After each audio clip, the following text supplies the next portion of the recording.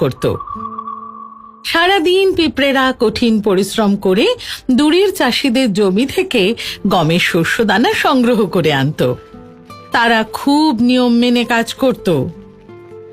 প্রত্যেক দিন সকালে সূর্য ওঠার সাথে সাথে তারা মাঠে যেত আর মাথায় করে ভারী শস্য বয়ে নিয়ে আসত। গমের শস্যদানাগুলো তারা খুব সাবধানে তাদের ভাঁড়ার ঘরে রেখে আবার মাঠে ফিরে যেত। উল্টো দিকে ফড়িং ছিল অলস। সে সারা দিন ছায়ায় বিশ্রাম নিত, নিজের মনে গান গাইত আর সুস্বাদু খাবার খেত।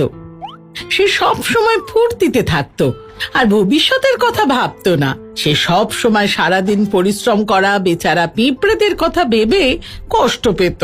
এভাবে দিন কাটতে থাকলো আর ফড়িং ঘাসের মধ্যে অলস ভাবে আরাম করে খেয়ে দিয়ে বিশ্রাম করতে থাকলো আর মনের খুশিতে গান গাইতে থাকলো, কারণ ওর কোনো কষ্টই ছিল না। কিন্তু উল্টো দিকে পিঁপড়েরা অনেক পরিশ্রম করে শস্যদানাগুলো তাদের বাসায় বয়ে নিয়ে আসতো। একদিন যখন পিঁপড়েরা শস্যদানা বইছিল, একটা পিঁপড়ে শস্যদানার ভার বইতে না পেরে পড়ে গেল। সে ক্লান্ত ছিল আর চোটও পেয়েছিল, কিন্তু ফড়িং সে পিঁপড়েকে সাহায্য না করে তার দিকে তাকিয়ে হাসলো। তখন পিঁপড়েটা বলল, শ্রীমান ফড়িং, তুমি দয়া করে এই শস্যদানাটা আমার বাসায় দিয়ে আসতে পারবে? তাহলে আমার সত্যিই খুব উপকার হবে। কিন্তু ফড়িং তার কথা না শুনে নিজের মনে গান গাইতে থাকলো। অনেক কসরত করে পিঁপড়েটা সেই শস্যদানাটা নিজেই তুলল। তোমরা এত কাজ কেন করছো পিঁপড়েরা? ফড়িংটা বলল, এসো বিশ্রাম করো, আমার গান শোনো।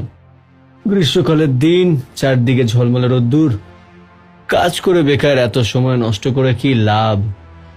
পিঁপড়ে ওর কথা না শুনে মাথা নিচু করে আরো তাড়াতাড়ি মাঠের দিকে যাওয়ার চেষ্টা করলো।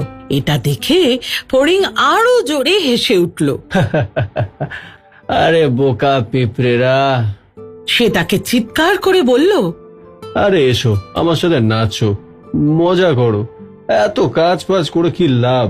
আমি শীতের জন্য খাবার সঞ্চয় করছি, পিঁপড়ে বলল, আর আমি তোমাকেও সেটা করতে বলছি। শীতের জন্য ভেবে কি লাভ? ফড়িংটা বলল, আরে এখন তো খাবার অনেক আছে, আর শীতকালের খাবার জোগাড় করার জন্য অনেক সময় আছে। কিন্তু পিঁপড়ে জানতো তার কি করা উচিত, তাই সে আবার নিজের কাজ করতে চলে গেল। আর ফড়িং তৃণভূমিতে লাফিয়ে লাফিয়ে মনের খুশিতে গাইতে আর নাচতে থাকলো। এটা আগামী অনেক দিন চলল। শীতের জন্য প্রস্তুত হওয়ার পরিবর্তে ফড়িং নিজের অবসর সময় নাচতে, গাইতে আর খেলতে পছন্দ করত।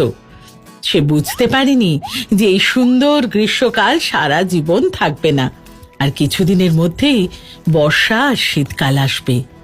গ্রীষ্মকাল পেরিয়ে শরৎকাল এলো, আর শরৎকাল পেরিয়ে শীতকাল এলো। সূর্য প্রায় দেখাই যেত না, আর দিন ছোট হতে থাকলো, আর রাত অনেক বড় হতে শুরু করলো। ভয়ঙ্কর ঠান্ডা পড়লো আর তুষারপাত শুরু হলো। ফড়িংটা ঠান্ডা হাওয়ায় কাঁপতে থাকলো। সে শুকনো পাতা দিয়ে নিজেকে ঢাকা দেওয়ার চেষ্টা করলো, কিন্তু তীব্র হাওয়ায় সেগুলো উড়ে চলে গেল। তার খিদে পেল, সে কোনো খাবার খুঁজে পেল না। সে বুঝতে পারল সে কিছু না খেলে খুব তাড়াতাড়ি মরে যাবে। সে দুর্বল হয়ে পড়ল, আর সে বুঝতে পারল যে পিঁপড়েই ঠিক কথা বলেছিল, তার প্রস্তুত হওয়া উচিত ছিল। ফড়িংয়ের আর গান গাওয়ার শক্তি ছিল না। সে দুর্বল আর ক্ষুধার্ত ছিল। বরফের হাত থেকে বাঁচার মতো তার কোনো আশ্রয় ছিল না, খাবারও ছিল না। তৃণভূমি আর চাষিদের জমি বরফে ঢেকে গিয়েছিল, কোনো খাবার পাওয়া যাচ্ছিল না। কি করব আমি? কোথায় আমি যাব? ফড়িং দুঃখ প্রকাশ করলো। সে ভাবেনি যে এই শীতকালটা আগের থেকে কঠিন হবে, আর যেহেতু সে নিজের জন্য খাবার সঞ্চয় করেনি বা অন্য কাউকে সেটা করতে সাহায্য করেনি, তাই সে গ্রীষ্মকাল পর্যন্ত বেঁচে থাকবে না। বরফ থেকে বাঁচার জন্য তার কোনো আশ্রয় ছিল না, আর খিদের জ্বালায় মরণাপন্ন হয়ে পড়েছিল। তখনই সে দেখতে পেল পিঁপড়েরা তাদের গ্রীষ্মকালের সঞ্চয় করা খাবার খাচ্ছে। এই পিঁপড়েদের কাছে যাওয়া উচিত, গিয়ে কিছু খাবার চাওয়া উচিত আর আশ্রয়। ফড়িং খুশি হয়ে বলল। তারপর সে পিঁপড়েদের টিলায় উঠে তাদের দরজায় ধাক্কা দিল। শুনছো পিঁপড়েরা? সে খুশি হয়ে বলল, আমি এসে গেছি তোমাদের জন্য গান গাইতে, আর আমি চাই একটু আগুন পোহাতে, আর তোমরা আমার জন্য কিছুটা খাবার আনবে তোমাদের ওই সঞ্চয় থেকে। না না শ্রীমান ফড়িং, আমরা তোমার কোনো গান শুনতেই চাই না। সে ভেতরে আসার জন্য অনুরোধ জানালো আর বলল তাকে কিছু খাবার দিতে, নয়তো সে মারা যাবে। কি? পিঁপড়েরা অবাক হলো। তুমি শীতের জন্য কিচ্ছু সঞ্চয় করনি? তাহলে তুমি সারা গ্রীষ্মকালে কি করছিলে? আমার আমার আমার কাছে কোনো সময় ছিল না খাবার জোগাড় করার জন্যে। ফড়িং অনুতাপ করলো।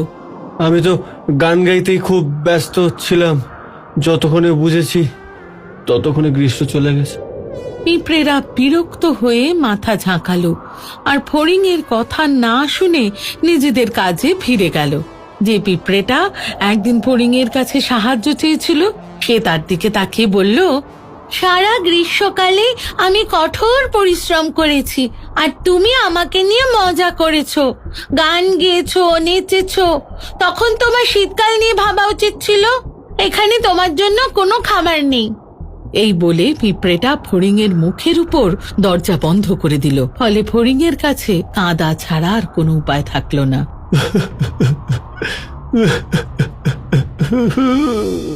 সমাপ্ত।